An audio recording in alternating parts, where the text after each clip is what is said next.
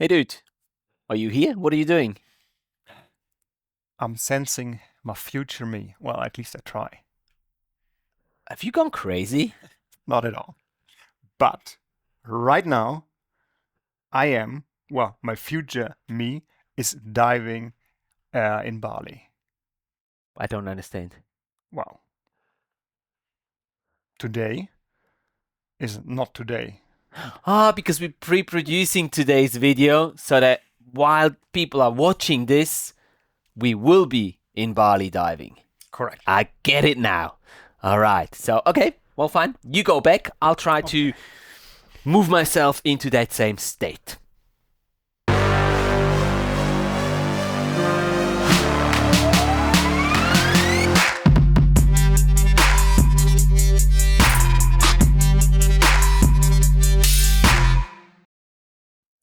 Hey and welcome back to the channel and yet another episode of reviewing your underwater films. We've come out of our meditating state back right here in our studio in Zurich, but at the time of you guys watching this video, we will be in Bali enjoying ourselves with a group of 25 guests joining us on that group trip that we're currently on in Bali and then next week in Komodo National Park. But enough with that. It's good to see that you've come back too from that meditative state. Yeah. Do you want to tell us a little bit about today's video? Of course. Well, today's video is from Kolin Hansen.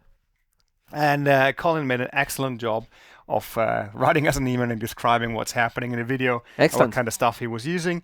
So he was on the liveaboard in Belize and was filming with his Sony A7 Mark IV.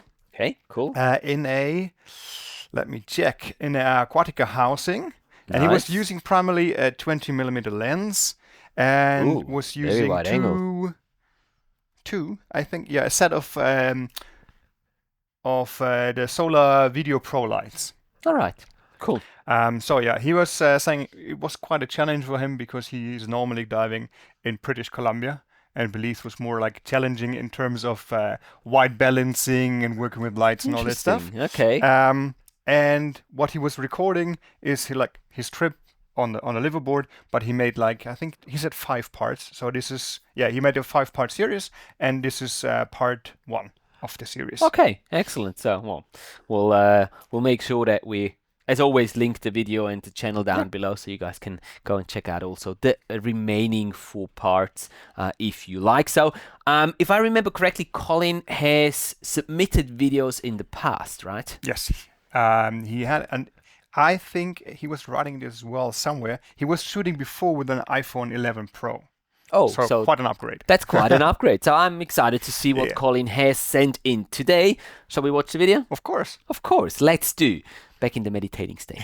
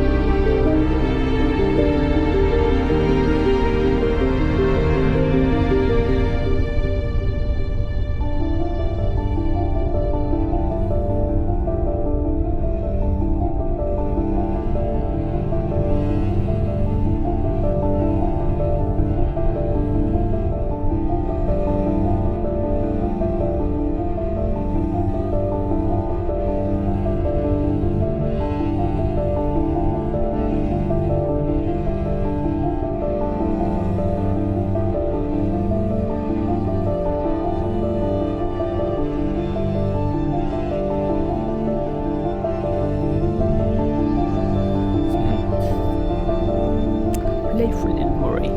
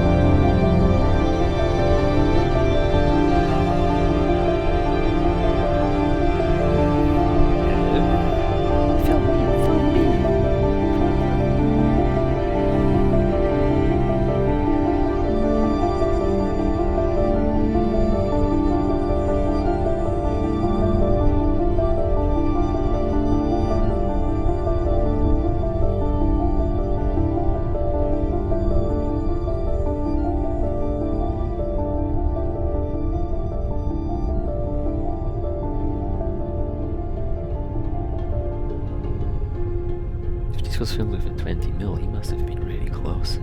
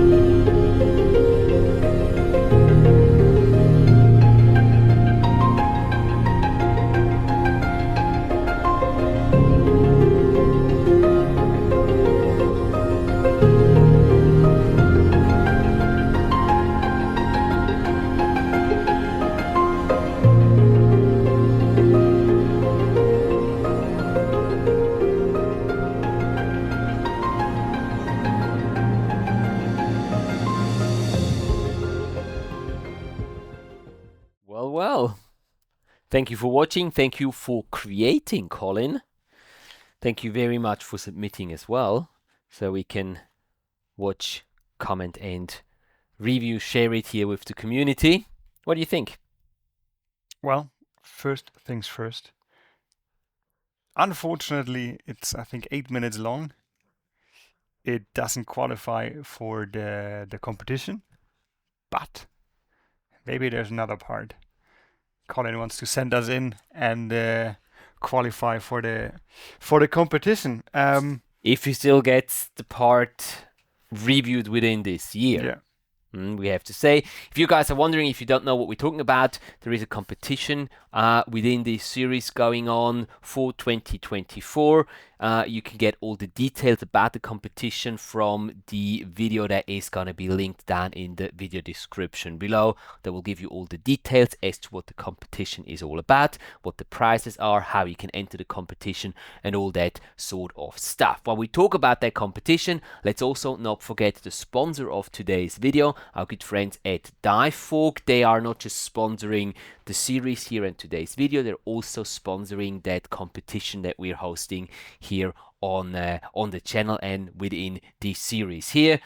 And if you're familiar with our channel here, then you know that we love Divefork for creating, or for having created that unique C-Touch 4Max underwater smartphone housing, the first housing that makes you capable of using the touchscreen of your smartphone even underwater. Go over to Divefork's website and have a look at all the amazing, not just the housing, but also the other accessories that they have in the Divefork universe. And if you use the link down in the video description below, you can score yourself a 6% extra discount on your complete purchase that you make directly from the Divefork website. Thank you very much, Divefork, for offering this great deal to our viewership here, and also for being a sponsor and a big supporter of the channel and this series here.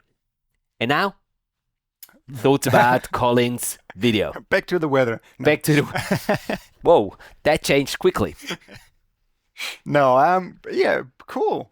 Well, I think it's quite an upgrade from an 11 Pro to a Sony. It comes with some challenges, but I think he managed pretty well.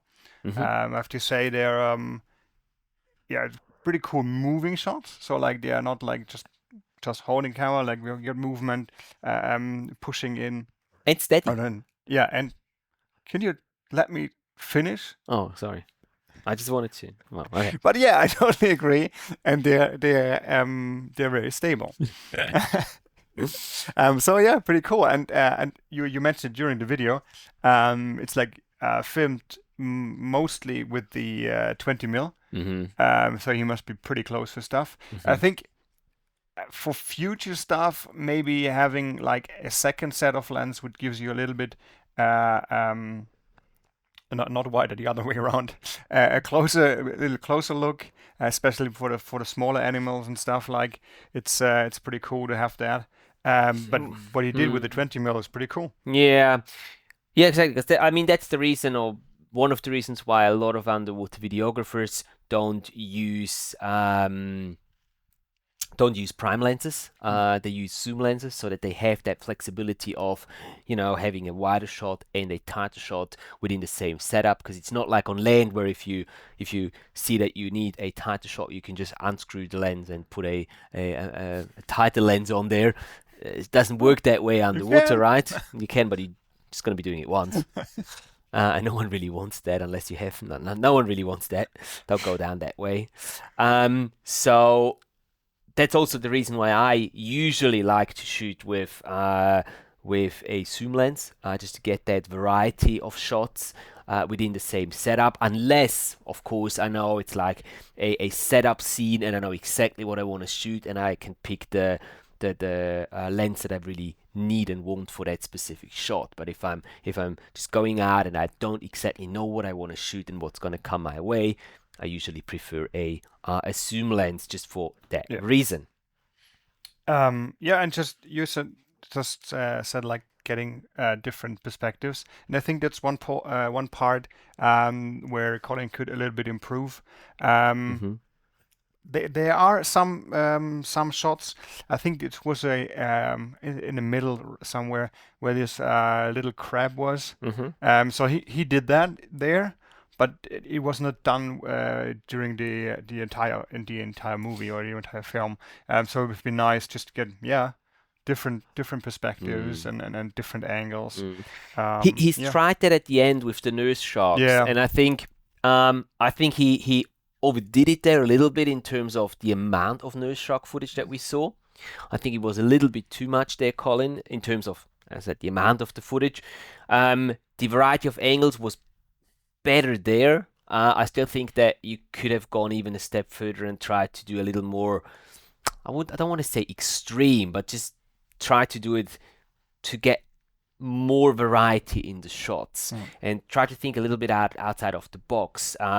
Sometimes it can be very difficult, especially if animals move around and you can't really, you can't direct them and get them exact way you want it.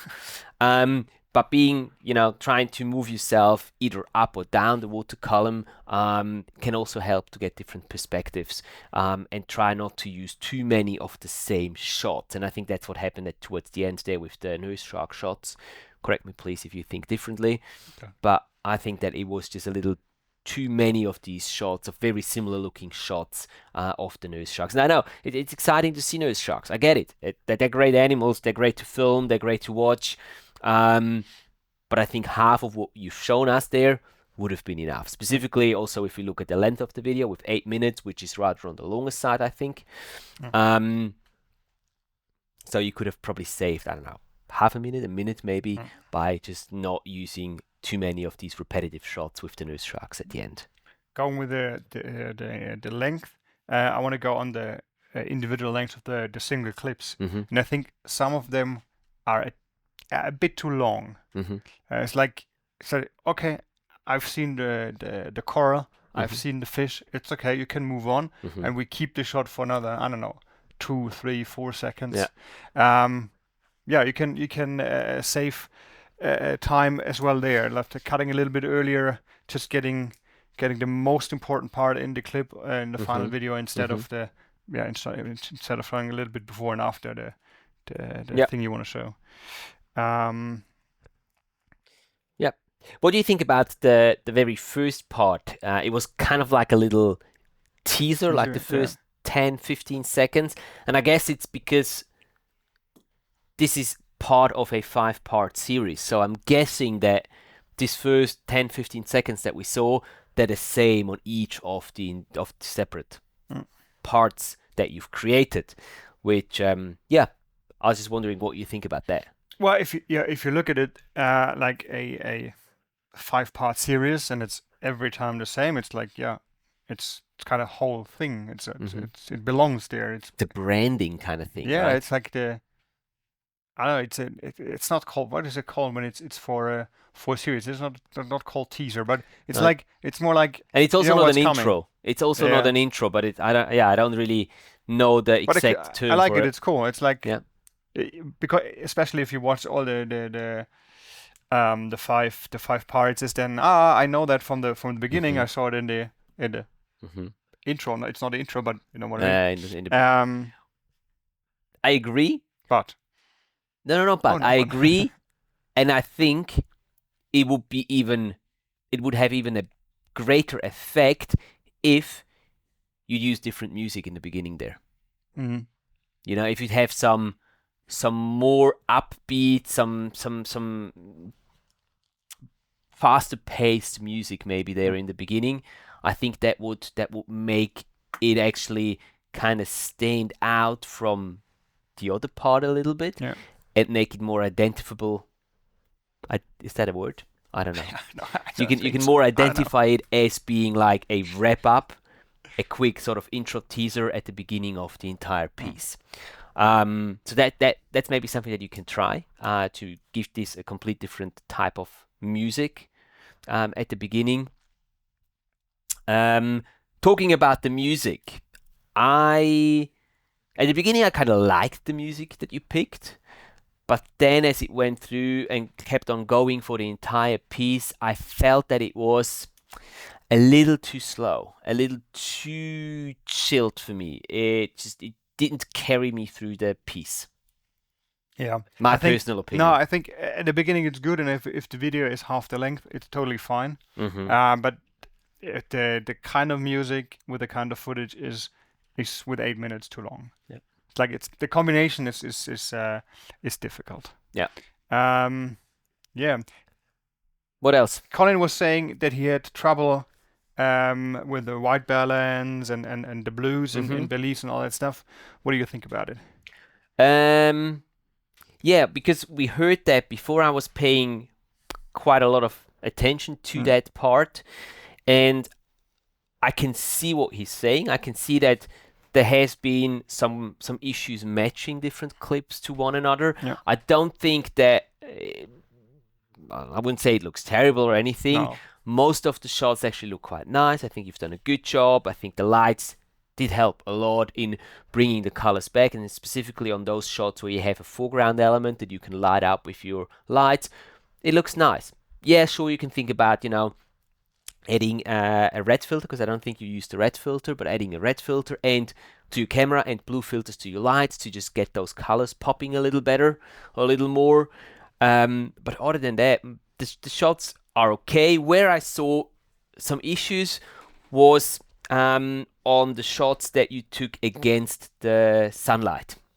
Yeah. There was a handful of shots where you were shooting against the sunlight. You could see the sun in the background. And with these shots, I think that, well, first of all, they're difficult shots to nail because you need a lot of power from your lights to compensate for that sunlight coming from the other way, so that you can actually get some structure, some definition, some contrast, saturation in your image. And that's quite difficult to compensate for that in post-production. And I think that's where, in my opinion, where the biggest issue was the shooting against the sunlight. I would try to, generally speaking, avoid that. So always try to keep the sun behind you, unless you have really powerful lights with you. And I'm talking like really, really powerful lights that can compensate for the sunlight that is coming the other way. In shallow water, very difficult to do because there's a lot of sunlight penetrating. Much, much easier to do in deeper water, where the water column is already taking some of that work and softening the light coming from above water into the scene. So if you want to do these shots against sunlight, I would advise to do that further down and not in the shallow part where you have just too much ambient light coming in and kind of not destroying, but making it really difficult for you to capture that scene properly. Water, the natural ND filter. Right. But talking about, yeah, I totally agree, but talking about ND filters and stuff, I think the top side shots, they would have as well what gained a little bit more on quality if using a polarizer or ND filter. I had the feeling they were a little bit, on the bright side. I'm not sure if it was taken as well with the Sony or not. Probably. Just on that, yeah. Yeah, I just wanna add, because I was all the time thinking when you were talking about the red filter and all the stuff, it was like, did he really use a red filter? And I was checking, and he wasn't writing anything about blue filters or red filters. So yeah, I totally agree with you, because like now I can explain to myself the red color cast when filming like the core blocks and all that stuff, because I was like, when he used both, how is it possible? But he wasn't using any of those. So it's like. So you're saying you don't think he was using No, red I don't filters? think he was using. It was like there was the light and the white balance was not right, so that's the reason why we have the red color cast in in the footage. So, I think so. I think so too. Yeah, it's work to do that. Just like the white balance thing. But you do yourself a favor if you add a red filter to your system. Yeah, definitely. I think that could make a big difference, especially in conditions like these where you have that blue water and the colorful underwater colors. That can make quite a bit of a difference there. Yeah. I've got three more things actually here that I would like to mention. First of all, let's talk about story, which, quite frankly, for me wasn't there. It was a collection, a compilation of the footage of scenes that you've seen throughout that Liverpool trip that you did, or was it Liverpool? Yeah, it was a Liverpool trip, right? Liverpool trip in Belize, which is nice. It would have given the whole piece a lot more weight, a lot more structure, I think, if you had come up with a little story. And a little story can also be some sort of a narration. And we've said that a couple times in the last couple episodes, but I think that now with AI getting better and better, with generating AI voices, this is becoming a real possibility for everyone to create a little story by using a AI voice.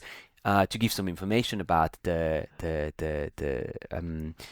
area that we are seeing and the animals that we're seeing and stuff like that. It doesn't have to go in a documentary at all, but he can just give a little bit of information about what the audience is watching.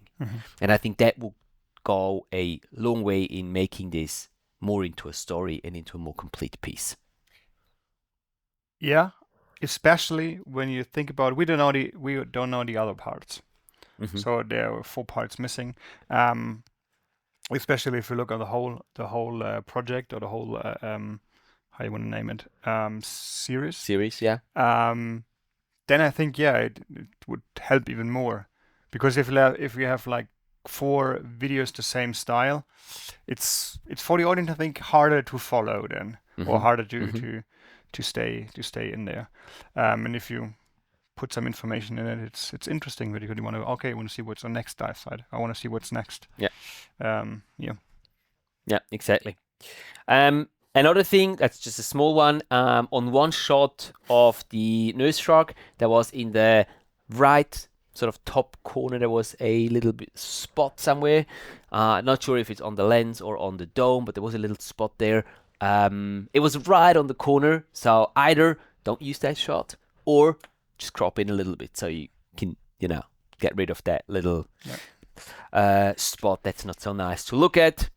And the last thing I've got is light positioning. And usually on most of the shots, your light positioning, Kolin, was fairly well. There was a couple of shots, especially the ones close to the bottom, close to the ground.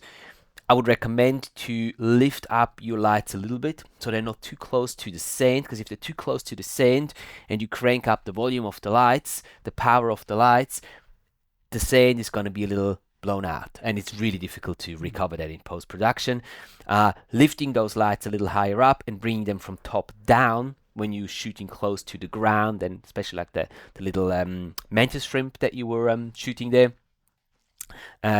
Lifting those lights, shining them down, is just going to give you a nicer, more uniform lighting than having them closer to the ground and just lighting up the sand too much. And sand is a very sensible object to put your light on because it just reflects a lot of light, especially white sand. So you're just going to be a little extra careful there, I think. Yeah, I agree. All the shots at the end were struggling with their overexposure. Yeah. Okay, that's all I've got here. Have you got anything else? No. Well, one little thing, just with the diver interactivity. Yeah. I was thinking it's cool that you have the other diver with the camera in it. But you could go in terms of, storytelling and perspectives. You could just follow that one diver with the rig a little bit more, show him filming other stuff. I know it's difficult if you have another filmer or even photographer, because they're using strobes or they're using as well light, so you don't want to ruin their shots. But yeah, try to find a way and show a little bit of your fellow divers with you on the dive. It's cool to see they're doing. It keeps the audience entertained. Cool. All right. Well, so you do us the honor of summing it up? I do. Yeah, you do. I do. Because I saw you already scribbling down. I wasn't sure. I was actually I'm relying on your good judgment whether you did the last one or me. I can't remember. To be honest, in the last one, we forgot to do it. Okay. Shall we do paper, scissors, rock? No, it's yours. Okay. We'll do paper, scissors, rock on the next one. Okay. All right. So thank you very much, Kolin, again for your submission, and I'm happy to sum up our little review here for you. What we really liked was the stability of your shots, and also that you included a lot of moving shots. They weren't stationary; they were moving shots, which introduces a lot of dynamic into the whole film and makes it more interesting to watch rather than just having just stationary shots. We also enjoyed that this is part of a series and how you've wrapped that series in the way that you've created a little kind of teaser intro at the beginning, which I'm thinking is going to be the same on every single part of the series. And I also really enjoyed that you had some land footage first before we went down underwater. So that was actually a nice way of starting and getting into this video. Things that we think you can work on is the shot perspectives and angles. Getting a little more of these different angles and perspectives is going to make the whole piece a little more varied and, again, a little more interesting to watch. We think that a story would benefit your piece quite a lot, and that can be achieved by introducing a narrator. You can do that by an AI voice that you can create and have some facts about the dive sites, the region, the animals that we see, all that sort of stuff. If you don't want to go all that way and use AI or an AI generated voice, you can also use sort of little titles that you can then just show on screen as we're seeing the respective thing that you're talking about or want to pass on some extra information about. And the last thing that I've noted is the red filter. You've said it yourself, you had a bit of troubles with your white balancing, and I think that it would help quite a bit if you'd used a red filter and blue filters on your underwater video lights, and then obviously keeping the red filter on, the blue lights on, and doing a manual white balance at least every 2 to 3 meters that you either go down or come up, or change your position when you're filming so that you can get nice and consistent looking colors on all of your shots. That's going to make it a lot easier for you to also match those shots to one another in post-production. So we hope that this review was beneficial and useful to you, Kolin, and you were able to get something out of it, and hopefully also everyone else who's watching is able to get something from this review and learn a little bit alongside. As always, Colin's video as well as his channel will be linked down in the video description below, so you can hop over there and check out the video and the remaining 4 parts of the series right over there. That's what we're going to be doing right after we press the stop button here on the camera.